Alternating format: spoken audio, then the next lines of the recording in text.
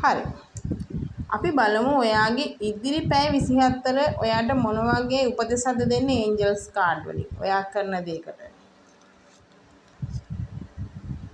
opportunities. ඔයාට ඉදිරි පැය 24 ඇතුළත ඔයාට අවස්ථාවන් එනවා.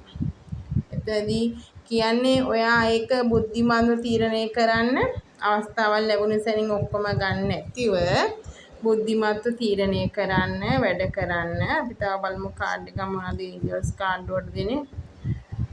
දැන් නෙමෙයි වෙලාව.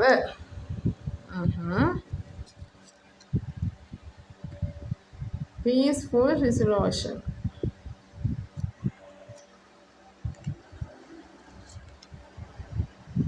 let go. ඔයාට ඉදිරි පැය 24 තුල අවස්ථාවක් එයි. හැබැයි අවස්ථාව ඔයාට දැන් වෙන්න ඕනි දෙයක් නෙමෙයි. ඒක හරි වෙලාව නෙමෙයි වගේ අවස්ථාව ලබා ගන්න. ඒකට ඔයාට සාමකාමී විසඳුමක් ලැබෙනවා. ඒක තමයි ඒ අවස්ථාව ගන්න යන්න එපා. ඔයා ස්ථාවර ඔයා කරගෙන යන වැඩේ දැනට කරගෙන යන්න.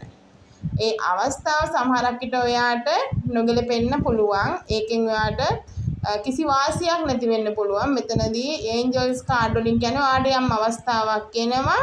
හැබැයි ඒ අවස්ථාව ගන්න හරිම වෙලාව ඉදිරි පැය 24 නෙමෙයි. ඒකට සාමකාමී විසඳුමක් විදියට ඒක යන්න හරින්න. ඒක අතහරින්න. හැබැයි ඔයාට ඒකෙන් ස්ථාවර වෙන්න පුළුවන්. මේක තමයි ඔයාට ඒන්ජල් කාඩ් වලින් කියන පණිවිඩය.